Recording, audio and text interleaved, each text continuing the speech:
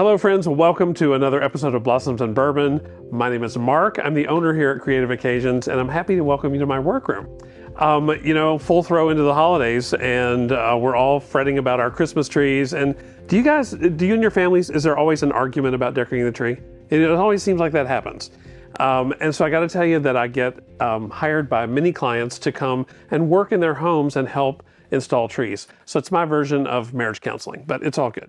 So I thought I would just share with you in this episode a few of the little tips and tricks that I use when I'm decorating trees, both in my home and for clients. If you're working with an artificial tree like this one here, and it comes out of the box, you know that they're really super unattractive and they have this really ugly shape. So the first thing you have to do is fluff the tree out. And of course, one of the things that is important about that is don't make everything straight, because in nature, as I'm sure you've noticed, not all the branches on the trees are straight. Very few, in fact. So you want to give that some life. This is what you're actually doing, is breathing life into the tree. And as you do that, one of the things that I consider really important is hiding that trunk back there. I'm going to do a couple of other things that will help with that, but that's also a part of this deal where you're moving the greenery about, bending it into these more natural shapes than it came out of the box with. And some go up, some go down. That's all part of the process to help hide that trunk. All right, another thing that we're going to do, let's chat about the lights for a quick second. Very often, if a client has a live tree and you're putting lights on the tree, and you want to kind of replicate this look, which is beautiful, the thing that you have to do, the technique for putting lights on, is start at the trunk and start the lights there. You're going to wrap the lights around the branch, come out to the tip, and then go back. If there's a side shoot, you stop there, you come out to the side shoot wrap, go back, and then work your way back to the trunk again. Then you move to the next branch and do the same process over again. So trust me, this eats up lights like crazy. You know, it's going to take a ton of lights. But what's going to happen is you're going to have this beautiful, lush, full-looking, beautifully lit tree. I don't know about you, but I consider the depth of the lights a super important part to making the tree beautiful. And in fact, we have about an 8-foot 4-inch tree in our family room, and we typically use about 2,500 lights on it. So just to give you some idea about the wrapping of those branches, it literally takes an evening just to put the lights on, but it is so worth it. So worth it. All right, another way that we can work to kind of disguise the trunk of the tree is using product. And this mesh, which has been around for a long time, is great for that. It's super easy, it's super quick, and it adds a lot of color and depth to the tree. The important thing about the mesh, in my estimation, is to not look like you've worked too hard, okay? So in most cases, I would start at the top, but for this demonstration, I want to just show you this part right here. So we're just going to tuck that in, leave a little hanging out, tuck in some more. And so there really is not a specific pattern to how I'm doing this. I just want it to be tucked in. I want to notice the color. I want to notice the movement of it, but really there's not a specific pattern per se. And this is something that we want to tuck into the tree, not have sticking out on the edge of the tree, so that it is helping us to give it some depth and also to help, again, hide that trunk. Okay? So let's leave that in there and go on and talk about ornaments a bit. Ornaments are just such an important part of the tree, obviously. And it's really, really important as you think about the types of ornaments you have on the tree to consider several things. One, the size. So you're going to go from large to things that are quite small. Every tree should have a variety of sizes. It's just horrible, as I'm sure you've known, when you've gone into somebody's house or to a store and you see that they've bought a box of those ornaments that are all the same size, and that's how their tree is decorated, and oh shoot, it's just awful. So make sure that you have a variety of sizes. You want to make sure that you have a variety of finishes so that they're not all shiny, that some of them are sparkly or more of a matte finish or textured. All of those things are important in giving the tree dimension and life. So shape, is also important, different shapes of ornaments, sizes, and finishes. So let's put a few on, I'll show you how that works. The bigger ones are important because, again, they give the tree depth. And speaking of that, these are ornaments that you want to put in to the tree. You want to kind of nestle them in, want to go back into the tree a little bit. Twist that hook a little bit so it's nice and secure. And then there you've got some nice depth. One of the things that we'll do as we work more on this tree is we'll put things in front of that. So we're not necessarily hiding it, but just adding another level of depth. We're doing layers. Layers and layers to the tree.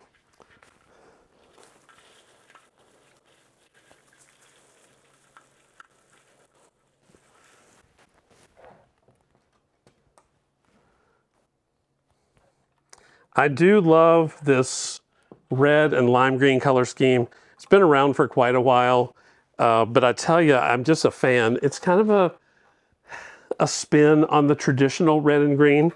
And, you know, red and green is always appropriate at the holidays, as are many other color schemes, of course, but I think this lime green has a little more of an element of fun about it. And don't be afraid to kind of push and manipulate the ornaments a bit too, so that you can get them in the places where you want them.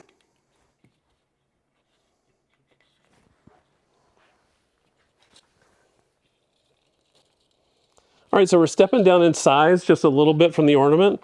So this one I've put out on the tree, not tucked it back in so far. We got to use this guy. This is so pretty.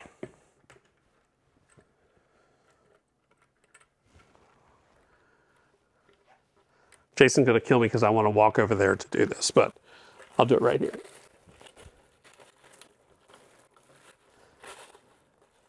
Now, one thing that you should be aware of, and I'm not paying as much attention to that for this demonstration here because we have a tight space and it's not as practical, but be aware of the placement of larger things so that you have some balance, so that you don't have them all lined up in a row. You have this one here, then for another one this size, I might come over here and go around on this side with it. For another one, I might even come up here and put it up here. So yeah, I would even have an ornament that big up this high in the tree. But keep an eye toward the sense of balance. Don't fret too much about that. Trust your eye. Your eye won't lead you astray. But a little bit of green over here. Again, even though this is a little bit larger, I think that's okay to have it out on the tree that far. Oh, this is an interesting point. Some ornaments actually come with strings like this on them. And on an artificial tree like this, it's super easy to just facilitate that string into the hanger. And the way to keep things, I tend personally not to like them just kind of dangling like that. So I put my thumb on the string and then I just wrap the string around the branch. And then it'll stay right there in place. And then what it looks like is that the ornament is just suspended right underneath that branch, which is a super good look.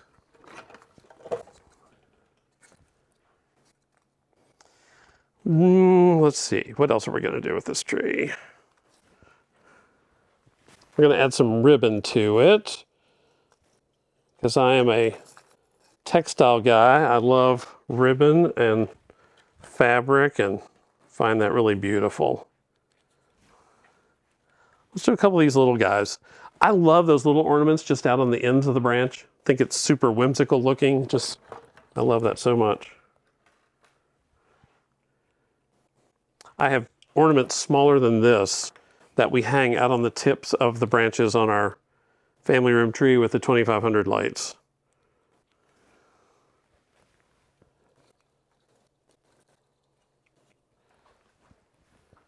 All right.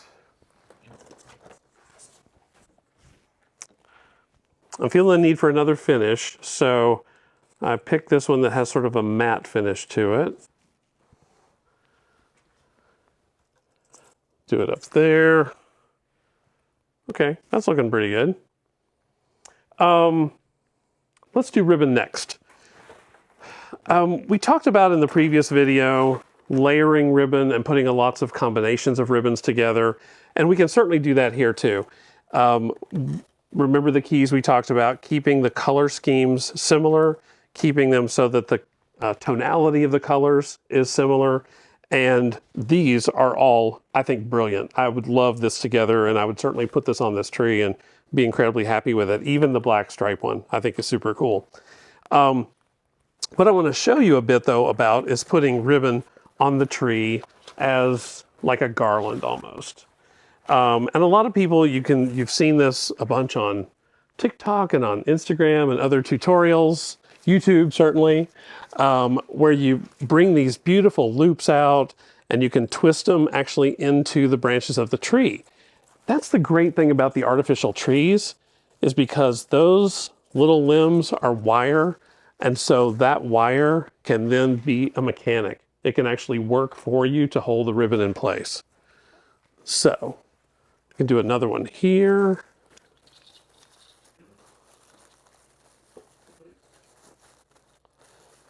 And basically I'm just putting the ribbon in place and I'm twisting the end of the branch around it.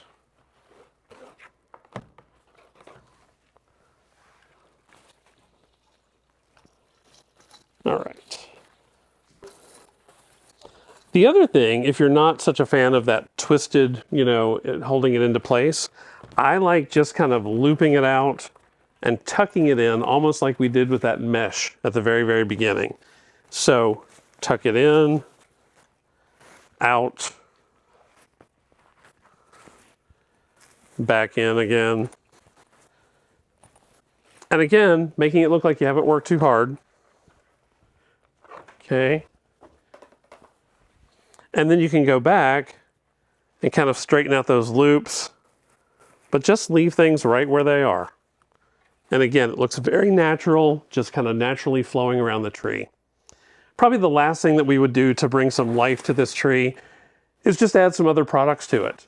Apart from the actual tree itself, you can add products like, silk stems, some that are sparkly, some that are not sparkly. Again, keeping in mind that you will have an assortment of textures, an assortment of finishes as you're doing that. It makes for a super beautiful tree. It also kind of extends the line of the tree, so you get a bigger feeling with it.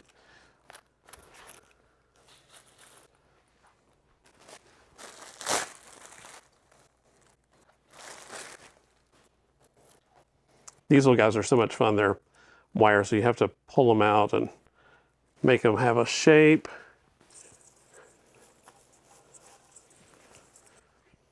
And if you were creating a tree topper with products like this, I would simply start to stick things into the top of the tree. Just tuck them in around the very tip top. Let's get some red in there.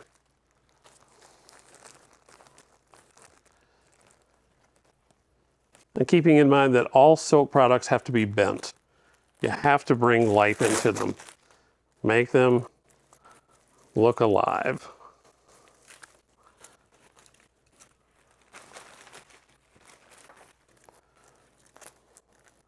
And you would, of course, pull all the tags off.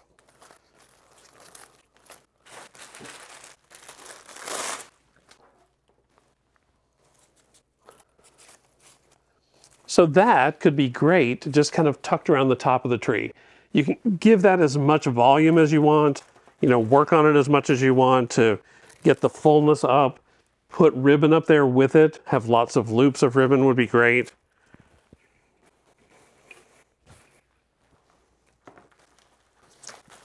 Let's see what this pine looks like in here.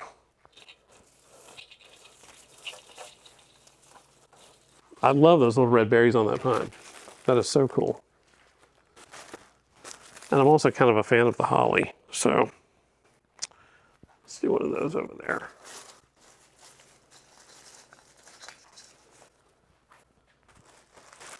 All right, so just a few quick tips about how to decorate the tree. Remember, fluffing it is important, making sure that you're covering the trunk. Use some product to cover the trunk, like ribbon, this mesh, Placement of ornaments, be sure to keep it balanced. Be sure to use a variety of sizes, a variety of finishes and textures and shapes for ornaments. And then lastly, finish it off with some fun product. If that's sparkly things, more natural looking silk stems, whatever that might be. I think the most important thing about it all is to have fun. And don't stress about it. It's your tree. You can make it the way you want to. And trust me, I think that probably in the end, your guests will come into your house and go, "Who did your tree? It's amazing. It looks so beautiful." And you can take total credit for it. All right? And as you should celebrate the accomplishment of doing a beautiful tree, let's celebrate by tasting a bourbon. For this tasting, we are going to be using Old Elk. Old Elk is a wheated bourbon, so that means that it's going to be a favorite for me and Jason both. This particular product is distilled in Fort Collins, Colorado. It is 51% corn, a whopping 45% wheat, and then 4% malted barley. It is a 5-year aging process for this company. And one thing that they do that not other companies do, which I found really kind of interesting, is called a slow cut proofing process. Now, when you proof bourbon, what you're doing is you take it out of the barrel and you add water to it. And the water is to actually get it to the desired strength that you want, the proof. That's why it's called proofing. That process generates heat actually. And most distilleries do that process over the matter of a couple of days. The Old Elk Distillery actually does that process over weeks, not days. And so what that does is it slows down the process, it keeps the heat lower, and then also thereby making it a cooler process. And they believe that that preserves a lot of the nuances in the flavor of the bourbon. So I don't know, I just found that really interesting about how they go about the process, and especially the proofing.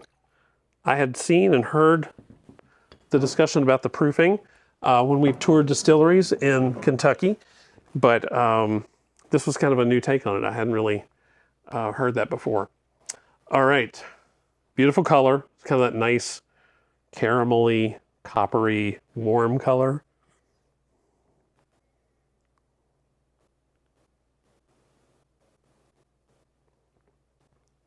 Sorry, I went right in for a sip. Did you notice that? I skipped right over the nose.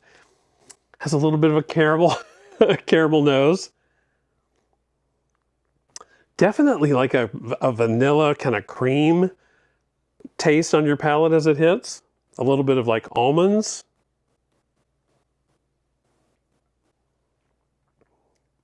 Very smooth. And for me, the finish for a smoother bourbon typically is mid-palate, and that's where this one lands. I have the back of my tongue as the landing spot for the more harsh ryes.